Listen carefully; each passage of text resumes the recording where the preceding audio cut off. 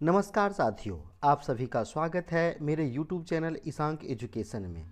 साथियों, जैसा कि आप सभी को पता होगा कि विद्यालय प्रधान, प्रधानाध्यापक एवं सीटेट का परीक्षा अगले महीने होना है।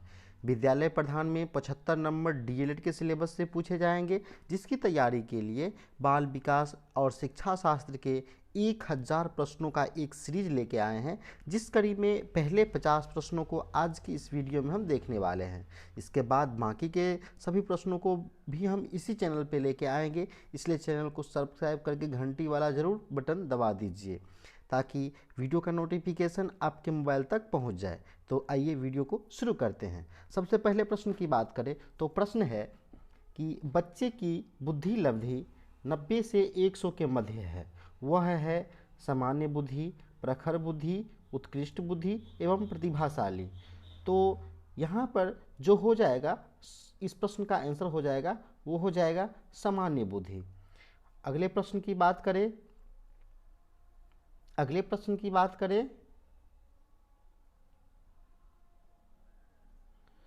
अगले प्रश्न की बात करें तो प्रश्न है कि बच्चे के लिए निःशुल्क एवं अनिवार्य शिक्षा का अधिकार अधिनियम कितने वर्ष के बच्चे के लिए लागू है।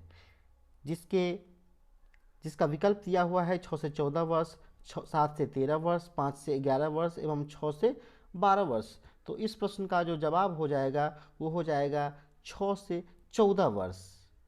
अगले प्रश्न की बात करें तो अगले प्रश्न है कि एक बच्चे की वृद्धि और विकास के अध्ययन की सर्वाधिक अच्छी विधि कौन सी है। इसके विकल्प दिए हुए हैं मनोविश्लेषण विधि, तुलनात्मक विधि, विकासीय विधि एवं सांख्यिकी विधि। तो इस प्रश्न का जो आंसर हो जाएगा वो हो जाएगा विकासीय विधि। अगले प्रश्न की बात करें तो प्रश्न है गार्डनर ने 7 बुद्धि का अधिमान निर्धारित किया। गार्डनर ने 7 बुद्धि का अधिमान निर्धारित किया। इनमें से कौन सा नहीं है। तो इसके विकल्प दिए हुए हैं स्थान संबंधी बुद्धि, भावात्मक बुद्धि, अंतर्वैयक्तिक बुद्धि और भाषात्मक बुद्धि। तो इस प्रश्न के जो उत्तर जो हो जाएंगे वो हो जाएंगे भावात्मक बुद्धि। अगले प्रश्न की बात करें तो अगला प्रश्न है कि यदि एक बच्चे की मानसिक आयु 5 वर्ष तथा वास्तविक आयु 4 वर्ष है तो उस बच्चे की बुद्धि लब्धि होगी। इसके विकल्प दिए हुए हैं 125, 80, 120 और 100। तो इसका जो सही जवाब हो जाएगा वो हो जाएगा 125। अगले प्रश्न की बात करें तो अगला प्रश्न है मनोविज्ञान शिक्षा का आधारभूत विज्ञान है, यह किसने कहा है। इसके विकल्प दिए हुए हैं BN झा, इसके बाद स्किनर, डेविस एवं वुडवर्थ। तो इस प्रश्न के जो उत्तर हो जाएंगे वो हो जाएंगे स्किनर। अगले प्रश्न की बात करते हैं कि हिंदी अक्षरों को बालक किस आयु में पहचानने लगते हैं। हिंदी अक्षरों को बालक किस आयु में पहचानने लगते हैं। विकल्प दिए हुए हैं 3 वर्ष में, 4 वर्ष में, 5 वर्ष में एवं 6 वर्ष में। तो इसका जो सही जवाब हो जाएगा वो हो जाएगा 5 वर्ष में। अगले प्रश्न की बात करते हैं। अगला प्रश्न है कि एलेक्सिया है। एलेक्सिया क्या है। पढ़ने की अक्षमता, उसके बाद लिखने की अक्षमता, सीखने की अक्षमता एवं सुनने की अक्षमता। तो उसका जो सही जवाब हो जाएगा वो हो जाएगा पढ़ने की अक्षमता। अगले प्रश्न की बात करें तो प्रश्न है कि पियाजे की औपचारिक संक्रियात्मक अवस्था किस आयु अवधि तक मानी जाती है। इसके विकल्प दिए हुए हैं 0 से 2 वर्ष, 2 से 7 वर्ष, 7 से 11 वर्ष और 11 से 15 वर्ष। तो इसका जो सही जवाब हो जाएगा वो हो जाएगा 11 से 15 वर्ष। अगले प्रश्न की बात करते हैं। अगला प्रश्न दिया हुआ है गर्भ में बालक को विकसित होने में कितने दिन लगते हैं। गर्भ में बालक बालक को विकसित होने में कितने दिन लगते हैं? इसके विकल्प दिए हुए हैं 150, 280, 390, 460। तो इसका जो सही जवाब हो जाएगा वो हो जाएगा 280 दिन। अगले प्रश्न की बात करते हैं। प्रश्न है कि किस मनोवैज्ञानिक ने अपने 3 वर्षीय पुत्र का अध्ययन किया? जिसके विकल्प दिए हुए हैं Pestalozzi, Watson, Stanley Hall, James Sully. तो इसका जो जवाब हो जाएगा वो हो जाएगा पेस्टोलॉजी। अगले प्रश्न की बात करते हैं। प्रश्न दिया हुआ है कि बालक का विकास होता है सिर से पैर की ओर, पैर से सिर की ओर, दोनों ओर से, इनमें से कोई नहीं। इनका सही जवाब हो जाएगा सिर से पैर की ओर। अगला प्रश्न है विकास के संबंध में गलत कथन क्या है? विकास के संबंध में गलत कथन क्या है? विकल्प दिया है विशिष्ट सामान्य की ओर, सार्वभौमिक प्रतिक्रिया है, दिशा सिर से पैर की ओर, वर्तुलाकार गति। तो इसका जो सही जवाब हो जाएगा वो हो जाएगा विशिष्ट से सामान्य की ओर। अगले प्रश्न है गर्भाधान काल की अवस्था नहीं है। गर्भाधान काल की अवस्था नहीं है। विकल्प दिया हुआ है शैशवावस्था, डिंब, बीजकरण, भ्रूण अवस्था। तो इसका जो सही जवाब हो जाएगा वो हो जाएगा शैशवावस्था।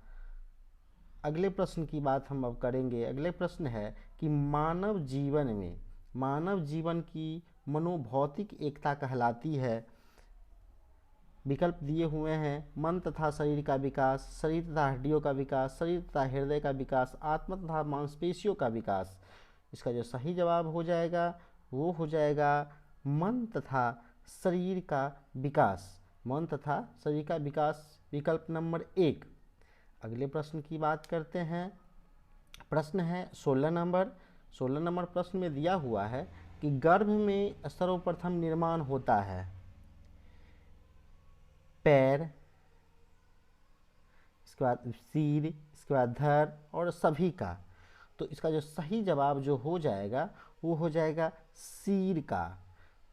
अगले प्रश्न की हम बात करेंगे। अगला प्रश्न दिया हुआ है जन्म के समय शिशु में कितनी हड्डियां होती है? इसका विकल्प दिया हुआ है 206, 230, 270, 320। और इसका जो सही जवाब जो हो जाएगा वो हो जाएगा 270। अगले प्रश्न की बात अब हम करेंगे। प्रश्न है कि बालक अपनी माँ को पहचानना प्रारंभ कर देता है 6 माह में, 8 माह में, 9 माह में एवं 3 माह में। इसका जो विकल्प सही हो जाएगा वो हो जाएगा 3 माह में। अगले प्रश्न में अब हम चलेंगे। अगला प्रश्न दिया हुआ है कि बालक के जन्म के समय शिशु के मस्तिष्क का भार होता है। विकल्प दिया हुआ है 300 ग्राम, 350 ग्राम, 400 ग्राम एवं 450 ग्राम। तो इसका जो सही जवाब जो हो जाएगा वो हो जाएगा 350 ग्राम। अगले प्रश्न की बात अब हम करेंगे। अगला प्रश्न दिया हुआ है कि कल्पना जगत में विचरण होता है शैशवावस्था, किशोरावस्था, बाल्यावस्था एवं शैशवावस्था एवं किशोरावस्था। जिसका सही जवाब होगा विकल्प नंबर डी, शैशवावस्था व किशोरावस्था। अगले प्रश्न की हम बात करेंगे। अगला प्रश्न दिया हुआ है बालक मुख्य रूप अंगों की पहचान कर लेता है कितने वर्ष में? 5 वर्ष में, 2 वर्ष में, 3 वर्ष में और 4 वर्ष में। जिसका सही जवाब हो जाएगा 5 वर्ष में। अगले प्रश्न की बात अब हम करेंगे। अगला प्रश्न दिया हुआ है छोटे छोटे वाक्यों को बोलना तथा 3 पहियों की साइकिल चलाना यह कार्य किस अवस्था में होता है? विकल्प है शैशवावस्था, बाल्यावस्था, किशोरावस्था, प्रौढ़ावस्था। जिसका सही जवाब जो हो जाएगा वो हो जाएगा शैशवावस्था। अगले प्रश्न की बात करते हैं। अगला प्रश्न दिया हुआ है, निम्न में से किस घटना की ओर बालक सर्वप्रथम आकर्षित होना प्रारंभ करता है? जिसका जो विकल्प दिया हुआ है प्रकाश, माँ, ध्वनि, भोजन। तो इसका सही जवाब जो हो जाएगा वो हो जाएगा प्रकाश। बच्चे जो होते हैं वो प्रकाश की तरफ ज़्यादा आकर्षित होते हैं। अगले अगले प्रश्न की बात करते हैं हम। अगले प्रश्न दिया हुआ है कि बालक की जिज्ञासा को क्या किया जाना चाहिए? दमन, शांत, उत्तेजित, सक्रिय। तो इसका जो सही जवाब जो हो जाएगा वो हो जाएगा शांत किया जाना चाहिए। अगले प्रश्न में हम अब चलेंगे। अगला प्रश्न दिया हुआ है, प्रश्न नंबर 25 पे आ गए हैं हम, कि भारत में बाल विकास की शुरुआत कब हुई? भारत में बाल विकास की शुरुआत कब हुई? 1930 में, 1987 में, 1979 में और 1590 में। तो इसका जो सही जवाब जो हो जाएगा 1930 में।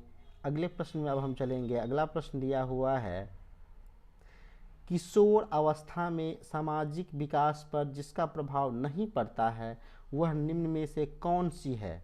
विकल्प दिया हुआ है रुचियाँ, आवश्यकताएं और सुरक्षा, अभिवृत्ति। तो इसका सही जवाब हो जाएगा वो हो जाएगा असुरक्षा। अगले प्रश्न में अब हम चलेंगे। अगला प्रश्न दिया हुआ है, प्रश्न नंबर 27 पे हम आ चुके हैं। प्रश्न नंबर 27 है कि किशोर अवस्था में चरित्र निर्माण से जो अवस्था संबंधित है वह निम्न में से है। विकल्प दिया हुआ है परंपराओं को धारण करने की अवस्था, आधारहीन आत्मचेतना अवस्था, उसके बाद है आधार युक्त आत्मचेतना अवस्था, उसके बाद स्व केंद्रित अवस्था। जो इसका सही जवाब जो हो जाएगा वो हो जाएगा आधारहीन आत्मचेतना अवस्था। अगले प्रश्न में हम अब चलेंगे। अगला प्रश्न दिया हुआ है कि विकास व्यक्ति में नवीन विशेषताएं और योग्यताएं प्रपुष्टित करता है, यह कथन किसका है? विकल्प है हरलॉक, जेम्स ड्रेवर, मॉर्डुगल, मुनरो। तो इसका जो सही जवाब जो हो जाएगा वो हो जाएगा हरलॉक। हरलॉक को आप सही जवाब टिक करेंगे। अगले प्रश्न में हम अब चलते हैं। अगला प्रश्न दिया हुआ है कि किशोरा अवस्था एक नया जन्म है, इसमें उच्चतर और श्रेष्ठ मानव विशेषताओं का जन्म होता है, कथन किसका है? विकल्प है जॉन एंड सिम्पसन, इसके बाद गैसल, स्टेनली हॉल और ग्रिफडे। इसका जो सही जवाब जो हो जाएगा वो हो जाएगा स्टेनली हॉल। अगले प्रश्न में हम अब चलेंगे। अगला प्रश्न दिया हुआ है कि किशोरा अवस्था आदर्शों की अवस्था है, सिद्धांतों के निर्माण की अवस्था है, साथ ही जीवन का सामान्य समायोजन है, यह परिभाषा देने वाले कौन है? और इसका जो विकल्प दिए हुए हैं हैडो रिसॉर्ट, उसके बाद है जीन पियाजे, Frederick Tracy, E L Peel. तो इसका जो सही जवाब हो जाएगा वो हो जाएगा जीन पियाजे। अगले प्रश्न में अब हम चलेंगे। अगला प्रश्न है कि मानसिक विकास का संबंध नहीं है। विकल्प है शिक्षार्थी का वजन एवं ऊंचाई से, तर्क एवं निर्णय से, स्मृति का विकास से, अवबोध की क्षमता से। तो इसका जो सही जवाब हो जाएगा वो हो जाएगा शिक्षार्थी का वजन एवं ऊंचाई से। अगले प्रश्न में हम अब चलेंगे। अगला प्रश्न है कि मनुष्य के शरीर में हड्डियों की संख्या कम से कम होती है किस अवस्था में? तो शैशवावस्था में, बाल्यावस्था में, किशोरावस्था में और प्रौढ़ावस्था में। तो इसका जो सही जवाब जो हो जाएगा वो हो जाएगा प्रौढ़ावस्था में। अगले प्रश्न में अब हम चलेंगे। अगला प्रश्न है किशोरावस्था की प्रमुख समस्या है वजन बढ़ने की, शिक्षा की, समायोजन की, अच्छे परीक्षा परिणाम देने की।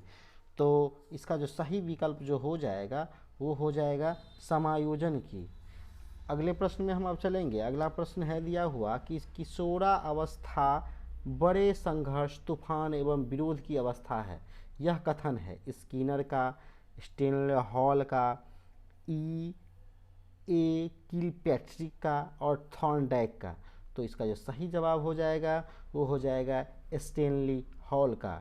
अगले प्रश्न में हम अब चलेंगे। अगला प्रश्न है कि जीन पियाजे के अनुसार संज्ञानात्मक विकास की अवस्थाएं कितने हैं? तो इसका जो सही जवाब जो हो जाएगा वो हो जाएगा 4। विकल्प दिया हुआ है 3, 2, 5, लेकिन इसका जो सही जवाब होगा वो 4 होगा। अगले प्रश्न में अब हम चलेंगे। अगला प्रश्न दिया हुआ है कि एरिक्सन के अनुसार कौन सी अवस्था में बालक अधिक पहल करता है लेकिन बहुत सशक्त भी हो सकता है, जो दोष भावनाओं की ओर ले जाता है? तो इसका जो सही जवाब हो जाएगा 3 से 6 वर्ष तक पहल बनाम दोष अवस्था। अगले प्रश्न की बात करेंगे। अगला प्रश्न है कि मानसिक विकास को प्रभावित करने वाला कारक नहीं है। परिवार का वातावरण, धार्मिक वातावरण, परिवार की सामाजिक स्थिति, परिवार की आर्थिक स्थिति। तो इसका जो सही जवाब हो जाएगा वो हो जाएगा धार्मिक वातावरण। अगले प्रश्न में अब हम चलेंगे। अगला प्रश्न दिया हुआ है कि नैतिक तर्क का अवस्था सिद्धांत किसने स्पष्ट किया?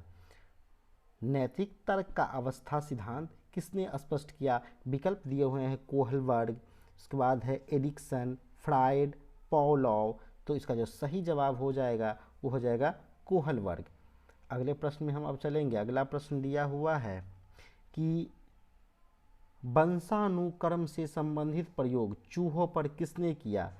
तो इसका विकल्प दिए हुए हैं Karl Pearson, McDougall, Mendel, Pavlov. तो इसका जो सही जवाब वो हो जाएगा मेंडल ने।